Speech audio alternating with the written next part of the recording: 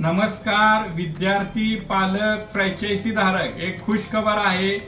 आज आहे 8 नोव्हेंबर 2025। तुम्ही माझ्या हातात बघत आहात हे 1000 नवीन लेवल 1 चे बुक आज आपल्या ऑफिस मध्ये अराइव्ह झालेले आहे। तुम्ही बघू शकता इथं खूप सारे गट्टे आपण त्या नवीन बुकचे ठेवलेले आहेत। यापूर्वी जर तुम्ही बघितलं असेल तर 8 सप्टेंबर 2025 तुम्ही YouTube वर आपल्या चेक करू शकता।